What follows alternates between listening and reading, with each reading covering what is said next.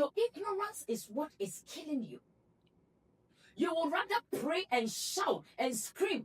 That thing, I look at some people, it's like, why don't you stop?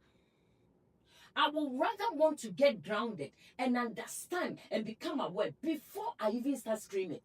Because when you're screaming, the devil looks at you and realize that you first of all, what are you screaming at? It's not going anywhere.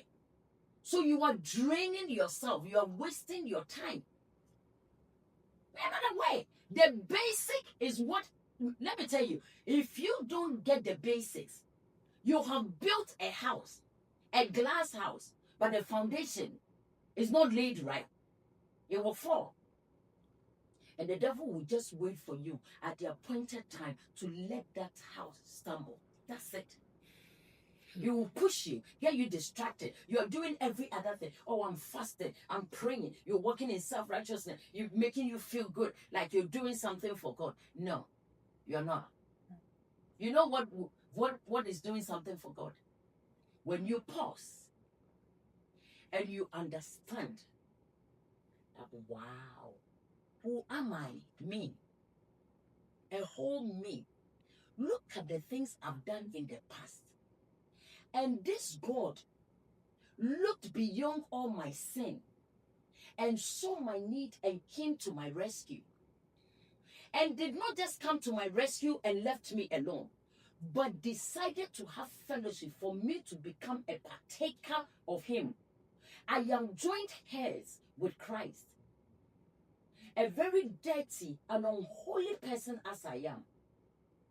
You see, the moment you become aware of this, like I said, you don't need somebody to tell you to humble yourself and reverence this God. It humbles you. That awareness, that understanding, it humbles you. So you know what? When you're being humbled, you become sober. You're not stupid, you're not timid, but you become sober before his presence. So when you are talking, now you are aware that there is a holy God that I'm carrying. You cannot be angry. There's certain things that you cannot do. There are certain habits that you used to engage, but your awareness of who God, the holy God, now you want to find out, is it okay? Would God be comfortable? Because right now, it's not just about you, it's about a God that you're carrying.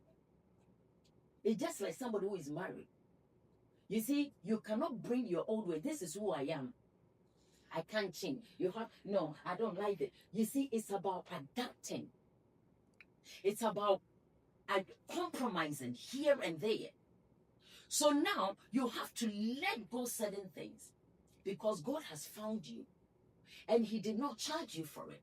So what do you have to do? You have to lay it down. Give this body as a living sacrifice unto him. Because that is what you can offer to God. You become aware. You become very humble. You get it? So you will not walk in self-righteousness. You are not praying. You are not doing all kinds of things. When you meet people, you show compassion. You show mercy. Because you know why? The fact that there's a holy God who found you and he did not judge you, you become very careful. When you meet unrighteous people, you also come to their level. Why? Because of your awareness of what has taken place in you. So you see, like I said, this is all about awareness. When it comes to our Christian walk, look, it's about awareness. We haven't been aware of who God is, what he has done for us. So we are just all over the place, doing things anyhow, sharply, anyhow. Romans, let's read this. Romans 12. I'm starting from 1. He said, look, and so, dear brothers and sisters, I plead with you to give your bodies to God because of all he has done for you. Let them be a living and holy sacrifice, the kind he will find acceptable. This is truly the way to worship him. Don't copy the behavior and customs of this world, but let God transform you into a new person by changing the way you think. You see, he said, let them be a living and holy sacrifice unto God. What can you give him? What can you give God? So I see Christian, oh, I don't drink. Me, I don't do this. I don't do. Look, you are forcing it. Even just that talk is self-righteous. That talk alone is pride. No, I don't do those things that they do. Who are you? If it had not been for God, who found you, would you have been here? So that talk alone is pride. You're not humble.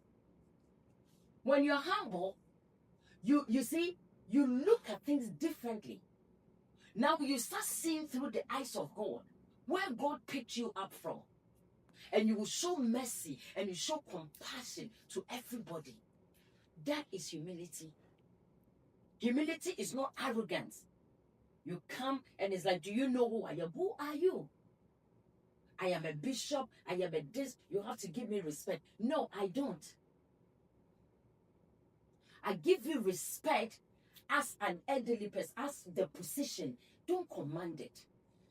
You're commanding it even is arrogant. You are preaching to people, but look at your lifestyle. You're not humble. You're not humble. When you are outside of church, ask yourself who you are truly. You have anger issues. You're not, you are a liar. You are doing all kinds of things. You know why? The reason why the fruit, you are not bearing the fruit, because you are not aware of who is abiding in you. The day you become aware, this is not about fasting. This is about making a decision because of what he has done for you. So we are not. And you want to fight a devil who is looking at your behavior, who is looking at your lifestyle. Okay? And we talk about, oh, grace has found me. The grace that has found you doesn't give you permission to do other things. The grace, let me tell you, is even grace that will let you become aware that, my God, grace has located me, that a holy God has found me. So if this God has found me and paid a price for me, what can I also give him? So that is when grace doesn't give you permission to sin against somebody that you love. That is called taking advantage. Taking advantage of the person. So a lot of Christians, you see where the devil takes us, he's confused the church. Like, because of grace, you can live anyhow. No, some of us, we will not. Because we know what God has done for us. It's not about giving us a house. It's not about giving us a car. The fact that he found me. Do you know what it means to host God? First of all, do you know who God is? We are talking about the one that spoke and everything came into existence. Do you know who God is? And you are looking for a house. Can you compare a house and the riches and everything to God, his presence? Do you know? There is no comparison. Because having him is everything. If you have him, he controls everything. Everything is his. The Bible says the earth is the Lord's and the fullness thereof. But having him is the most important. Having the world, having everything that belongs to him, having all those things and not having him, what is meaningless? We need to set our priorities right. The church needs to gain an understanding and live right without compromising. Because there's nothing in the world. You see, what I'm trying to tell you is having God supersedes everything. So if the moment you receive Christ and carry his presence, that is when you should have a head on the shoulder. This is not arrogant, but this is confidence that I am not ordinary. You are excited. You are very proud for the world to know that you have encountered God.